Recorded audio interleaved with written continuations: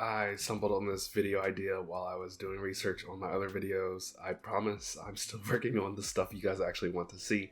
I appreciate you if you watch this and this is not your cup of tea. So AI is going to take all of our jobs. That could be really bad, and with the way things look, that probably will be very bad. But it doesn't have to be bad. All of us together could make things better. Universal basic income is the answer. I'm not going to get too deep into any of that other stuff. Let's talk about why, for now, personal training is actually safe from AI. Because I asked ChatGPT to make me a workout program. I asked it to make me 3 workout programs. So let's break them down together. This will also give you an insight on how a personal trainer, how I specifically make workout routines. What do I look for in a good routine? What do I look for in a bad routine? And what should you look for if you're making your own routine or if you're hiring someone to make one for you? So why can't ChatGPT be your personal trainer? Most people who are interested in exercising, most people, they are going to be doing it for a few different reasons. They're going to do it to lose weight. They're going to do it because they want to build muscle. Or they're going to do it just to be healthy. Those are the 3 main reasons. People who are trying to be powerlifters or bodybuilders or strongmen, those are outliers. And you end up, if you're in those situations, learning all you need to know to make your own routines and to take care of your own fitness journey, or you hire someone who is qualified to do it for you. But most people who fall under the first 3 things that I said, they are most likely going to get their exercise routines from a fitness magazine or from a quick Google or from ChatGPT. So let's break down again why that is a bad idea. Let's start off with ChatGPT's weight loss plan. All right, so you can see the plan on the screen. The good is that it begins by asking for more information. Any trainer, anybody who's trying to make you a program should ask, honestly, too many questions. Talk, or I'll crush every bone in your body. Now, some people might gain or gather this information over time from working with you, but however it's gained, you'd rather them know too much about you than not enough. So ChatGPT asking for more information is good if it would fine-tune the advice a little bit more. However, I know how this works. What's going to happen later is it's going to lose track of the conversation. It's going to lose track of the information that it has asked for. We're going to see an example of that in a moment. Its calorie recommendation leans on the aggressive side, in my opinion. If it's just throwing out recommendations, I would prefer for it to be a hard cap at a 500 calorie deficit. But in general, a range of 250 calories to a 700 calorie deficit would be fine. But if you're just throwing out advice to random people, you want to be careful and make sure that you're not putting them in too heavy of a calorie deficit. So it's not wrong here, it just could be better. I believe this is an example of poor training data. These large language models are trained off of the internet. They're trained off of Reddit. They're trained off of, magazines. They're trained off of magazines. And there has been a long time period where fitness advice was very bad, where we recommended very large caloric deficits, very bad, crappy diet. So even though there is more good information on the internet now, you can't fully control what ChatGPT is picking from without getting into the finer, more advanced settings. And at that point, you're also just better off making your own routine or hiring a human to do it for you. And to clarify, a 700 calorie deficit is not horrible. It's not bad. It just should not be given out to everybody. That cannot be a blanket recommendation. I don't like the meal structure because in general, I'm not a fan of providing meal structures to people. I feel like eating is a very natural, very subjective, personal thing. You should aim for a calorie target, a protein target, carb, fat target, all that, but you should eat what you want to eat. Now that said, it does not get any dings from that because I asked it to do this. So no criticism there. It's fine. In my opinion, the protein recommendation is blatantly, it's just too low. For a 150 pound person, 68 kilograms, the recommendation that it gives will cause that person to eat anywhere from 81 grams of protein to 108 grams of protein. This needs to be closer to 106 grams to 2.2 grams of protein per kilogram, which would give us 108 grams of protein as the minimum and 149 grams of protein as the maximum. I think that is a much better range, especially if you're trying to lose fat. You want to maintain as much muscle as possible. And sometimes you can do this with a lower calorie range, which would be the 108 grams of protein per day. Maybe the 149 grams is unnecessary, but the protein recommendation that it gave is just too low. Too low in general. I'm not a fan. It gets a ding for that. It'd be interesting to see if it gives a better recommendation for someone who wants to gain muscle or strength, or however we're going to phrase it in the future. For the workout, it's listing the goal as burn fat, build lean muscle, and boost the metabolism. It's giving a 5-day split, which can be done at home or at the gym. So far, all of that sounds fine. And on Monday, we are doing full body strength, push-ups, squats, lunges, planks. Tuesday, HIIT, 30 minutes, 40 seconds work, 20 seconds rest. That's a good setup. Wednesday, we're doing a light walk, yoga, stretch. That's cool, that's good. Thursday, upper body strength, push-ups, dumbbell rows, shoulder presses. Sounds fine so far, we'll talk about that. Lower body Friday is going to be squats, deadlifts,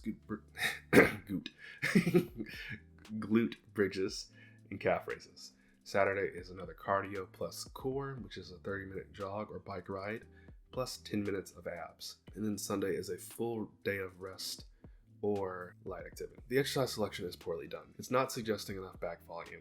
Dumbbell rows are the only source of back volume, and that's not going to be enough to balance out any pushing, which if you don't balance it out well enough, it doesn't have to be 1-to-1, but still, if you don't balance it out well enough, you can get some shoulder issues.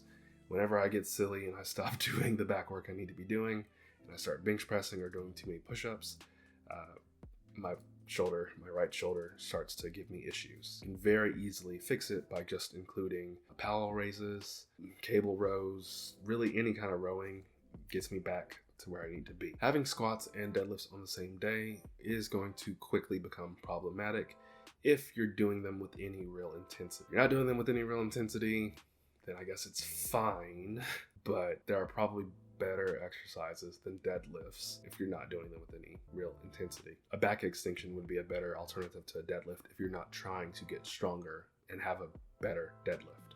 And if you're doing core, planks aren't going to be challenging for too long. I am a plank hater, but there is a place for them, but I hate them.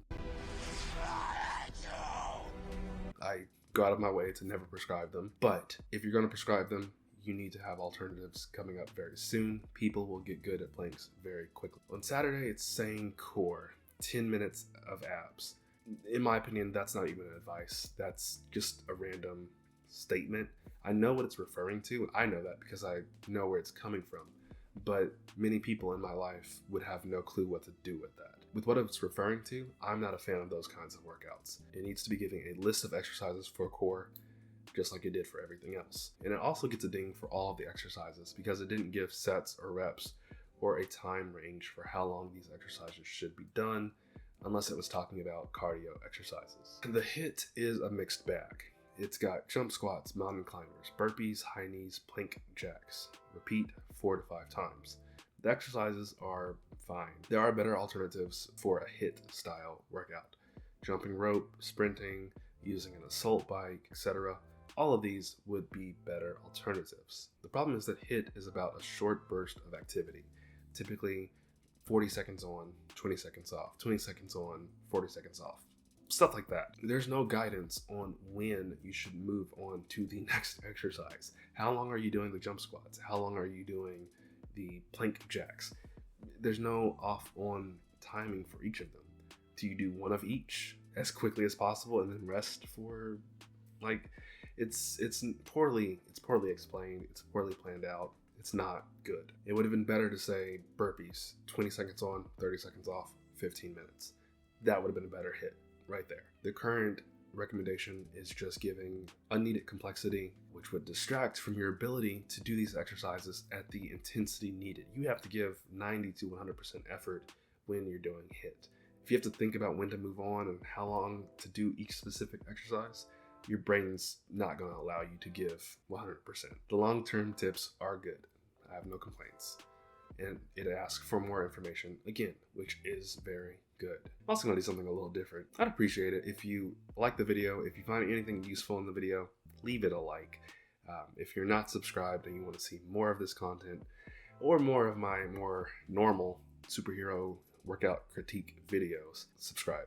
But most importantly, forget all those other things. If you know anyone who specifically could benefit from anything that I've made, send them the video. That is the best way to make sure these videos are actually doing anything that I want them to do, is by giving them to people who specifically care about the content. That's it for the normal YouTube crap that I really don't want to ever do. So let's fine tune things a bit. If I'm using ChatGPT as a trainer and I know very little about working out, like what it's given me, probably gonna want it to make use of my gym membership. Let's give it a hypothetical. Let's go with that. Let's see what it can do when I have a gym membership. So let's be more specific. Give me gym-based workouts. Okay, so now it's given us a 5-day gym workout routine, fat loss focus. The split is going to be push, pull, legs, plus cardio and core. Goal, preserve/build muscle while burning fat. See, it's already kind of lost track of our conversation. It's changed the goals a little bit. You can focus on fat loss while going to the gym. Session length 60 minutes to 75 minutes. That's good. Warm up 5 to 10 minutes on treadmill/rowing plus dynamic mobility. This is very good. Perfect warm up. No issues with that at all. Very, very good. Only way it could be better is by giving dynamic mobility exercises or names for the person to look up themselves, but it's not a big deal. So day 1 is going to be push. We've got barbell bench press, 4 sets of 8 to 10. Moderately heavy weight, dumbbell shoulder press, which is going to be 3 sets of 10, seated or standing, incline dumbbell, which is 3 sets of 10 to 12, cable lateral raises, which is 3 sets of 12 to 15, triceps rope push down, which is 3 sets of 12, focus on full extension, good advice, overhead tricep extension, optional finisher. So looking at this, it seems fine at first. Personally, I have issues with the incline dumbbell press being included here. This could be viewed as redundant. We've already bench pressed, so that's hit our chest, that's hit our triceps, that's hit our shoulders. We are doing the dumbbell shoulder press. That has hit our triceps, that has hit our shoulder. At this point, I would actually go into a pec fly motion.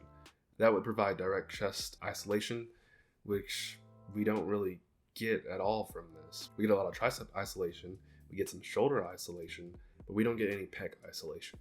And it just seems strange and redundant to include the incline dumbbell press. I wouldn't barbell bench press and incline dumbbell press on the same day. Some people do, but with all 3 of those compound movements, I would take one of them off. Incline dumbbell press, especially with where it is right now in the workout order, I would take that out. Cable lateral raises are a great exercise. It's very intelligent to include that here. I do like that quite a bit. I also wonder, why does it give a rep range for some exercises and for others it doesn't? I would give a rep range for the tricep rope pushdown for sure before I gave a rep range for the bench press. But really, there's no harm in giving all of these exercises rep ranges. So I'm not really sure why it did that. It's not a big deal. Overall, this is a fine routine. It's absolutely better than nothing. For someone who's just looking for a workout plan, this is okay. This is suitable. All right, for day 2, we have pull, which is going to give us a deadlift or rack pull, a lat pull down or pull-ups. I like that it's giving options, so that's good. Seated row, says to control the squeeze, very good. Face pulls, those are great, help with posture. Probably everyone should be doing some type of direct rear delt work, that is good. And then some type of curl, and then hammer curls. All good, love it. What I don't love is that the deadlift is placed on a pull day. We'll see how the rest of the plan develops, and we'll see why this might cause issues. But besides that, the rest of the day is perfectly fine. Now, day 3, we're doing legs, right? Push, pull, legs. I sure hope there's no issues with doing deadlifts the day before. Hope our lower back is perfectly fine. And we go into leg day. We are looking at a barbell back squat, Romanian deadlift. Interesting. Didn't we deadlift the day before? We have not given our posterior chain more than 24 hours of rest. This is the problem. The Romanian deadlift has been sabotaged by us doing deadlifts the day before. You could even arguably say that the barbell back squat has been sabotaged by us doing deadlifts the day before. You are deadlifting as hard as you should, then the next day your posterior chain won't be in the best position to perform well when it comes to the back squat and the Romanian deadlift. So overall, this is a fine day. Everything looks really good. It's just thrown off by us doing deadlifts the day before. So now day 4 is conditioning and core, cardio burn, whatever. So we have treadmill intervals, which is a sprint/walk for 20 minutes, 1 minute sprinting, 1 minute off on walking. Then we have kettlebell swings plus jump rope, which is a circuit, 4 rounds, 30 seconds each. So 30 seconds kettlebell swing, 30 seconds jump rope, 1 round, 4 more rounds. Pretty cool. I like that. Hanging leg raises, 3 sets of 15. Cable wood choppers, 3 sets of 12. Plank hold sets, 60 seconds each. Still don't like planks, but there's nothing wrong with this day. This is a pretty well thought out day, actually. And then day 5, we have incline dumbbell press, lateral raises, T-bar row, or any chest supported row. Leg extensions, cable, glute, kickbacks, tricep dips, plus bicep curl. Overall, this is fine. I would just call this a full body day. Because we did a lot of quad work on day 3, I would replace leg extensions with leg curls, but overall it's fine.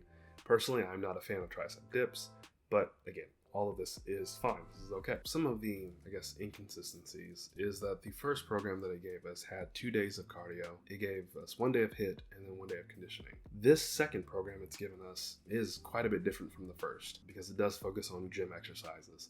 But even with that, it is different because it only has 1 day of conditioning. That's not going to do very well for somebody who's trying to lose weight. Yes, they should build as much muscle as possible, but if you're giving them cardio, 2 days a week is good, 1 day a week is not. And it just completely lost track of the concepts it had in the first program and switched to something entirely different for the second. There was no explanation, there was no reasoning for the change. This is a big issue, and it would only become bigger if we kept the conversation going. It's giving a nutrition reminder for the gym workout. It's saying eat protein within 1 to 2 hours post-workout. Don't train fasted unless you're adapted to it.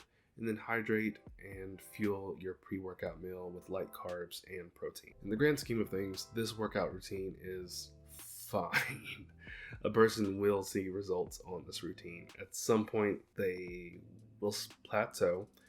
They will probably plateau with fat loss faster on that second routine, and they will very quickly plateau on strength and muscle gains on that first routine. It would be a stepping stone to a better program, and I honestly just don't think anyone would really stick with this. Sooner or later, the issues with programming the 2 back-to-back posterior chain exercises within 24 hours, the unnecessary loads on the triceps, which are fine in general, but just a normal person, I feel like they're not going to do this routine for very long. Especially, let's say they take that 700 calorie deficit advice, they take the lower protein advice, they are doing this weird gym workout.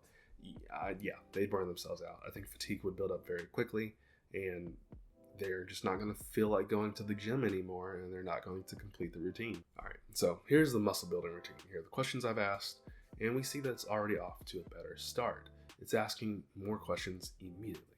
I provided the details of Chad. Thank you for volunteering, Chad. So we have a 25-year-old male who's 5'8" and 150 pounds. He's a beginner with gym access. He's aiming to gain lean muscle with a 4-day workout routine. So for the workout plan, we are doing an upper-lower split. This is going to be repeated. I love an upper-lower split, so this is already off to a really good start. Progression is going to be to add weight every 1 to 2 weeks as the form improves. That's pretty solid advice. I don't hate that. That is very good. So for our upper body day 1, we are doing a barbell bench press, dumbbell shoulder press, incline dumbbell press, tricep pushdown, and lateral raises. I guess also I would say that adding reps should also be a form of progression, but just focusing on the adding weight is fine. Now, what I don't like here immediately is that this is not an upper body day. This is a push day. This is bad foreshadowing for the rest of the routine. I also don't love the double horizontal press again. We're doing bench press, then we're doing shoulder press, then we're doing incline dumbbell press. All of the issues I said previously apply here. Okay, now we're moving on to day 2. We're doing the lower body, quad focus. I like that. I tend to do the upper lower as a quad focused leg day, lower day, and a posterior hamstring focused leg day.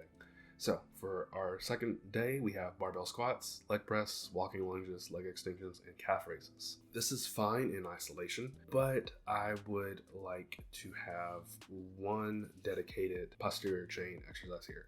So preferably, I would put RDLs. I do feel like back squat and RDLs pair really well together on the same day. Day 3 is perfectly fine, no complaints. ChatGPT gives really good resting advice. All right, day 4, upper body day, pull focus. Now the issues are starting to reveal themselves. Pull-ups assisted if needed. Barbell rows, that's good. Dumbbell curls, good. Cedar cable rows, good. Face pulls, good.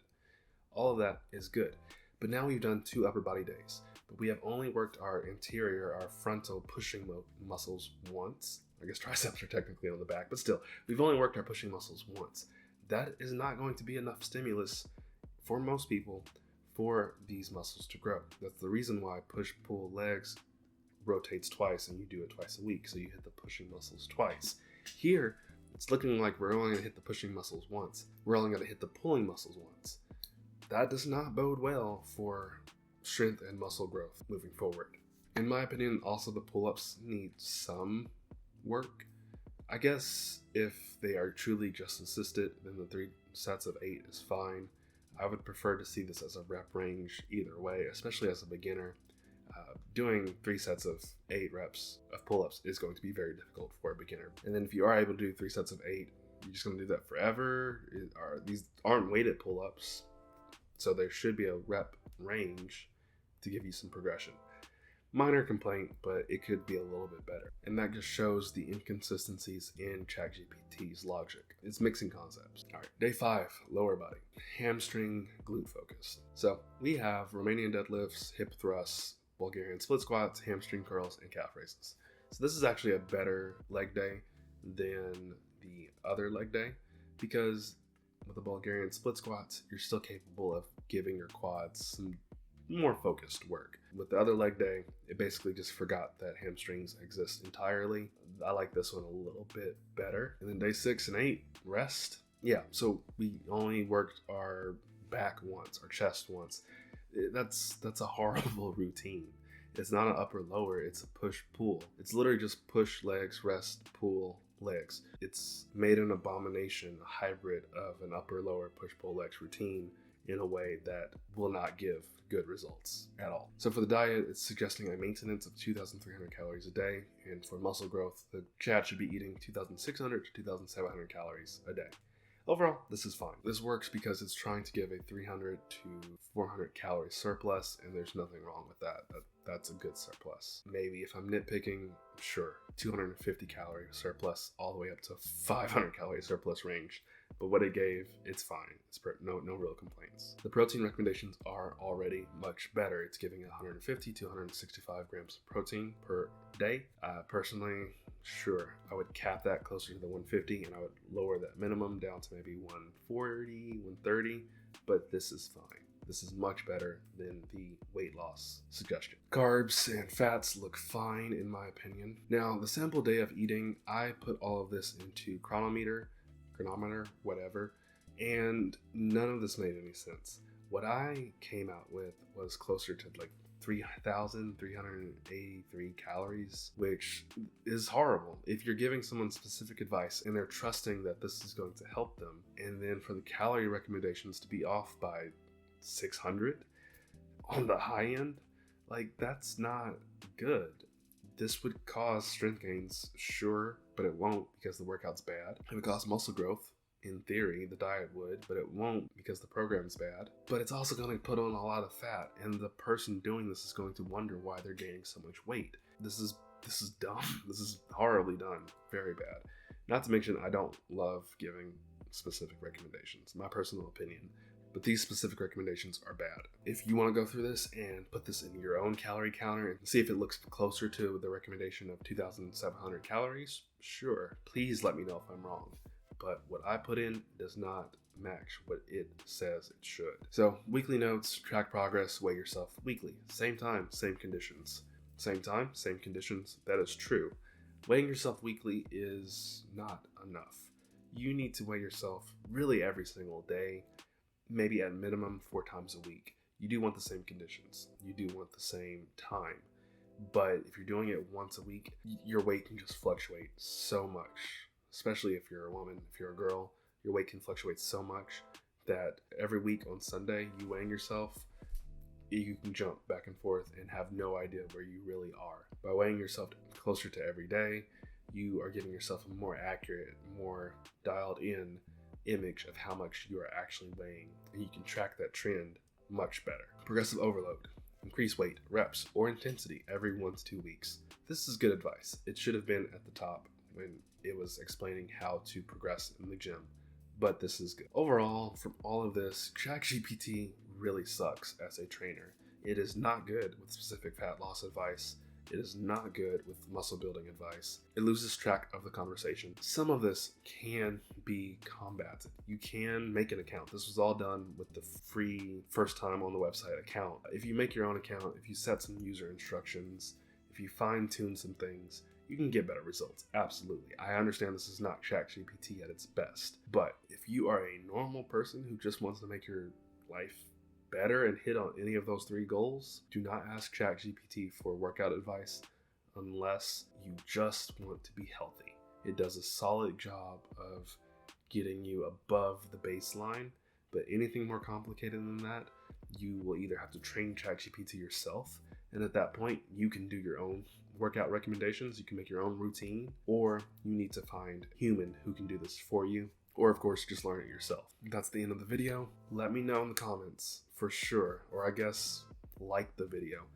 I will be paying attention to how this video does to let me know if I need to make more videos about the other AIs, because Gemini, Claude, DeepSeek, I don't know which ones I would make videos for. I have a couple in mind, but I don't know how many I would do entirely. They will perform differently from ChatGPT. So I've only put a nail in one coffin. There are many more coffins that may or may not need to be buried. So if this video does not do well, I will not do this again. If it does do well, then I will work my way through the list. But you guys have to let me know. But yeah, thank you for watching. That's the end of the video.